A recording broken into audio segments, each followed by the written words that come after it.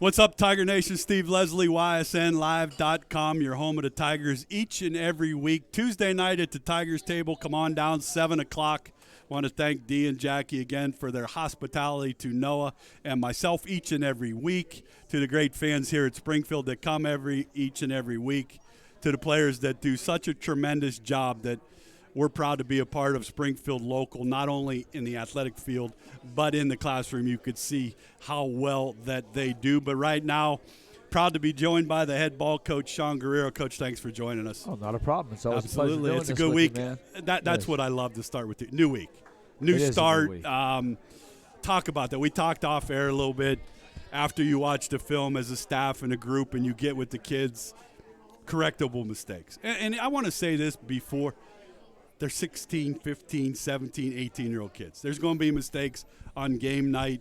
There's going to be mistakes each and every week. But when you watch it on film, they're correctable ones. And for a head coach and a staff, you have to like that. Well, for that, you want your kids to be disciplined, doing the little things right. But coming through there, we definitely kind of put ourselves in a bad position on some things. And it was more, I think, mentally than it was effort or anything. But I think our kids give great effort. Their attitudes are in the right spot right now. I told them right after the game, kind of after we talked, I said, guys, if I told you that we were going to go 9-1 or anything that positive, everybody be smiling right now. So we can't let one bad game end up making 3 or 4. So I think that the kids bounce back unbelievably well. Monday was a great practice. Today it was hot out there. Yeah. And our kids were very upbeat, flying to the football. So I know it's really not affecting where you kind of have that hangover effect with the kids, and they bounce back. So our first 2 practices I'm very happy with because you never know kind of what's going to happen off a game like that where you kind of where you don't play well and some negative things happen. But you know what I mean.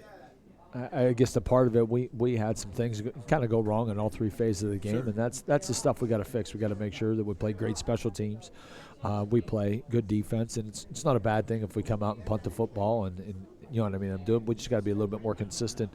I mean, all around offensively, but we just got to kind of sure up some things. And like I said, I feel great about how the kids came out this week on Monday and Tuesday, and how they're upbeat, positive, and they're working hard. Yeah, that's great to hear. I've known you a long time. I've been around this football team.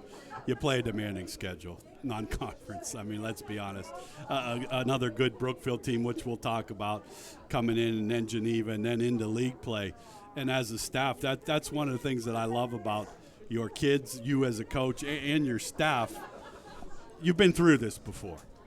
This isn't something that none of these guys, players or coaches, have not been through. You know that you talk every week about improvement every week, getting better every week, game by game.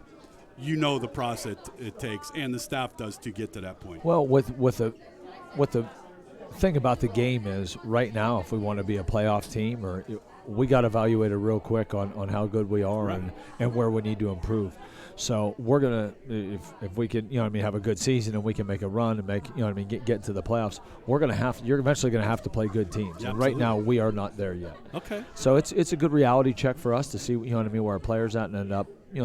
Seeing how much work we still need to do. And like I said, I think our kids realize that, and it's been good so far. It's not like we came in on Monday with our heads down, and we talked a little bit, but sooner or later, I kind of used on a quote on my offensive scouting report. Like, sometimes you're going to have to get punched in the face a couple times to bounce back. There's going to be ups and downs, life too. in your life that's going to end up happening. So we just took it down, and it's how are we as a team, how are we as a whole going to bounce it back?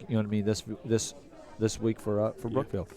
With Coach Guerriero here, they'll play. Springfield will play the Brookfield Warriors Friday night at Tiger Stadium. I will have the call with Chris Sigler. Looking forward to that.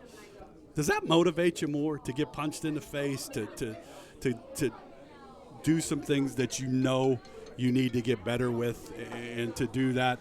I always wanted to ask, especially a football coach.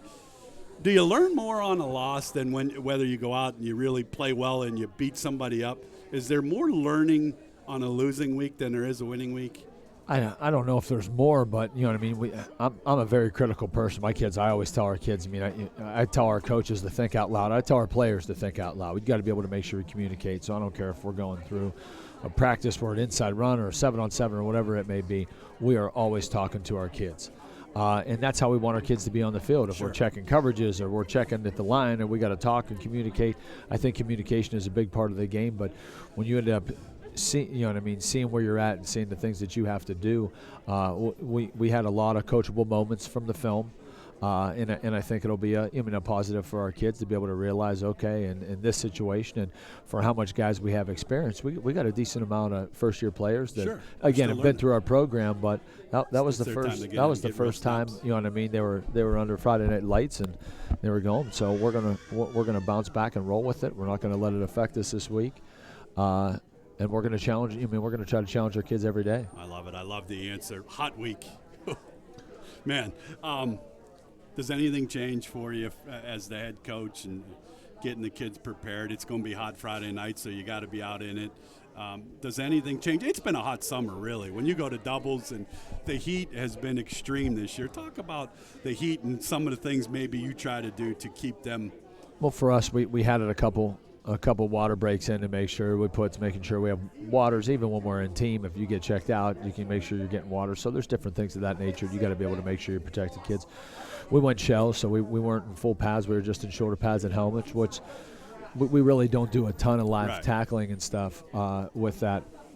But we're making sure that we have a good tempo. And coming in Monday, I felt like at times, for me speaking offensively, I felt like our guys getting lined up and doing stuff. So we brought out the play clock, and we're working, I want to say up tempo, but we just got to make sure we're moving, time up the offense, make sure we're running in the huddle, make sure that we're, calling plays. So I'm trying to time it up to make it more realistic, but we got to make sure we're breaking the huddle, getting out there. And I thought at times we were a little nonchalant. We kind of took it a little bit slow, and then we're snapping at a 1-2, and it doesn't give us a lot of time to communicate. So we did change a couple things, and the tempo's been great for us. I think at times when we do that, our kids don't have to think as much. Sure. They're kind of getting up. They're just playing football. And you're a big tempo guy. You like a good tempo. I do like some, because I think it's hard in high school. If you want to speed it up, that's hard to do if you don't practice that way. Right. You can always, let's drain the clock, let's settle it down and go.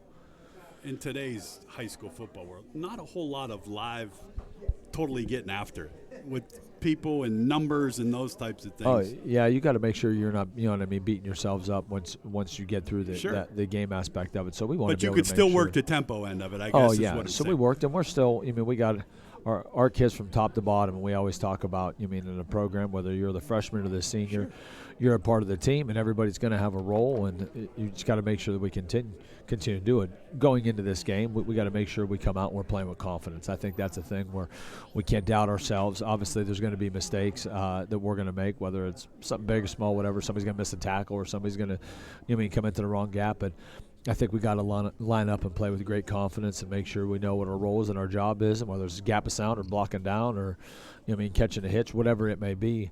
I just want our kids lining up, playing with confidence and playing fast. Well, I think you're going to see a confident group Friday night. The Tigers will play their first home game against the Brookfield Warriors.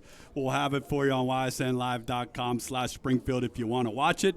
Come on down to the Tigers table before or after the game on Friday night.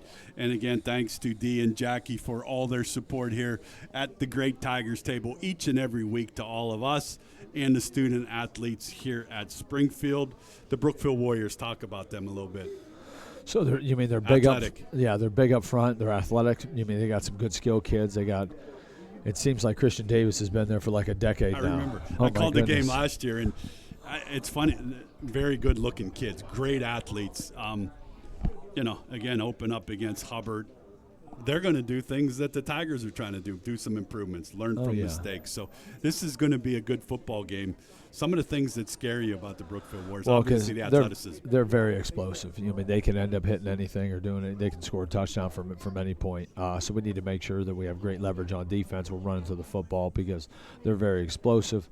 They have a good running game with that. They can end up throwing the ball around. They had a young quarterback last year. He was a freshman last year? Yeah, he was, and he did good. You could tell even on film he's playing with more confidence. Sure. He's a little bit bigger. You can tell he did some work in the offseason. So with their big guys up front, we just need to make sure we try to control the line of scrimmage and not give those guys some alleys to run through for us. So For us, it's going to be more of a team, a team defense type of thing. We got to try to get them to run east and west rather than north and south. Yeah, you don't want north and south and get 11 guys at the ball, which you talked about. This has been a good game for you from an athletic standpoint to get you prepared for your league and some of the athletes that you'll face Friday night. Obviously, South Range, the same thing in Geneva coming up the following week. That's the schedule prepares you to get better each and every week. Well, that's what you want to do, especially this. And again, I go back where I always say they're taking 16 teams, so this will be a challenge for us. Randy does a great job, with them. They're always competitive. They're always going to be a playoff team, and I think it's a good challenge for our kids to come out and, like I said, see where we're at. So I think for our kids, they're excited to be home this week, and you see how the people are here. No question. I feel like we're going to have a great crowd at Tiger Stadium, and seeing how the boys end up. Hopefully taking our first win in week 2. I'm hoping I'm with you. I'm looking forward to it. I will be on the call with Chris Ziegler Friday night from Springfield Stadium. We'll have the call for you. Or if you cannot be there, check it out, ysnlive.com. Coach Guerrero's keys to victory number 1.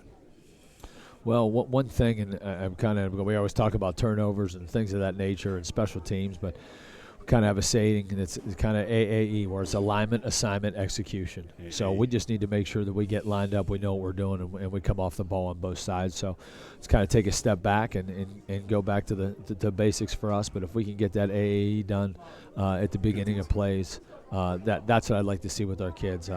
Talked about our kids getting downhill today defensively. I was in the secondary. Me and Coach Miller do that. We were all over our kids, making sure we get downhill, and that's our talk. So we want to be aggressive and try to recreate that line of scrimmage and on both sides of the ball, really.